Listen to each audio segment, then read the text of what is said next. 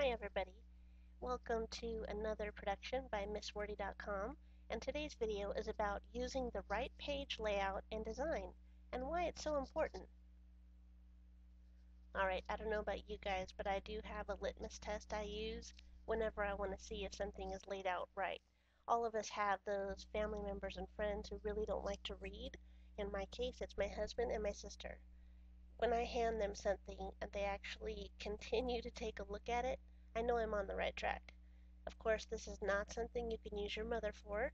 If she's anywhere close as supportive as mine, you could write it on the back of a grocery bag and she would tell you it was immediately ready for production. She can't help it, she just loves me a little bit. So you need to find somebody with a little bit of critiquing already there and who's willing to give you a more objective opinion to tell you how it's laid out and how they can see themselves reading it as a customer or as someone who subscribes to your newsletters. How does this work?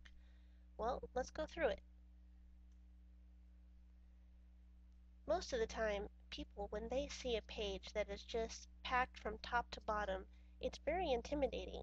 There's nothing there for them to take a break visually, so they feel like they have to cram it all in one big swoop.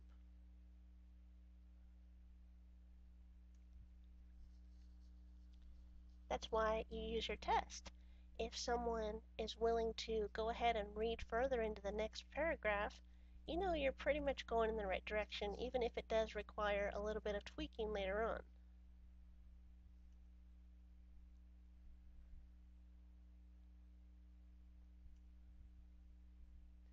Paragraph breaks. Paragraph breaks are very important. You don't want to have a huge paragraph, especially when you're writing for the web. Most of the time, people want the information quick and easy. So keep your paragraphs 2-3 sentences at the very most.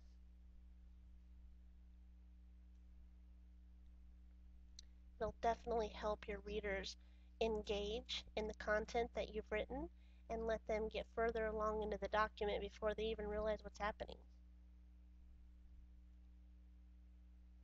You should like these examples. Number one, if it was all together in one big paragraph, most people would say, well, yeah, that's too much information. I went ahead and I broke it up just for you to be able to read it, but imagine that without any breaks in it. That's kind of a lot of information at one time.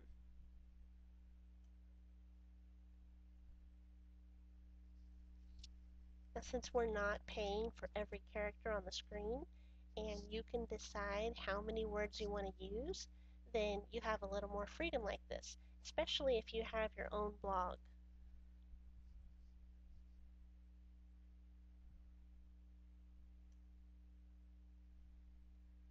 Pay attention to the way your readers like to interact with you.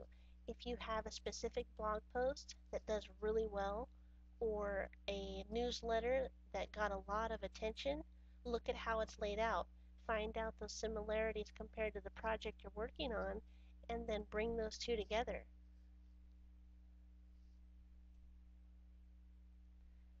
White space is okay. Don't be afraid of empty space on the page. It just opens things up, makes it a little less claustrophobic. The visual aesthetics of a page are very important.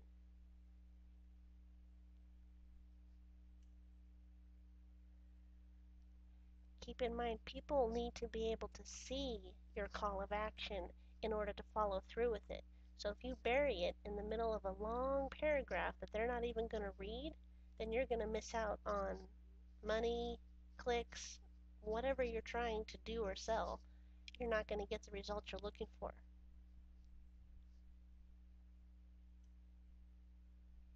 Practice makes perfect. So, keep using that litmus test. Find another writer or someone else who's already making a career of what you want to do and ask them, would you be willing to look over my documents and see if they're up to code or up to standards for where I need to be?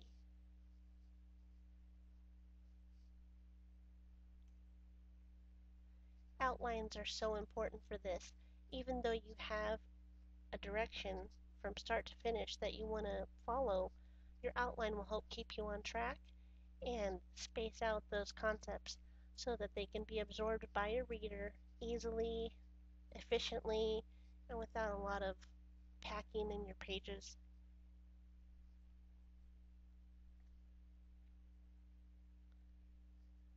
You can go back and look at those examples if you want later on to see which one actually is easier to read. I know I'm introducing a little other information into this video, but just keep that in mind.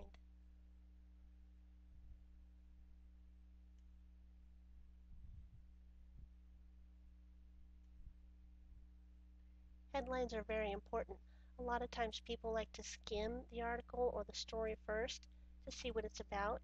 If you give them those headlines, they can see where you're headed before they even dive into the paragraphs. This is really nice because if they're looking for something specific, they can go right to that portion in your article or your newsletter or your report.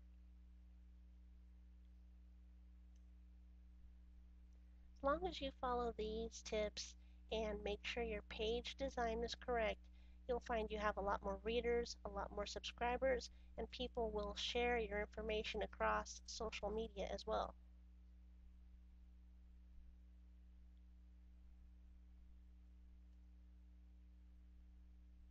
It all comes down to money for some people, so if that's the goal of your website, then you really need to pay attention to what your readers are looking for. Otherwise, you're not going to make the money that you need to or that you want to.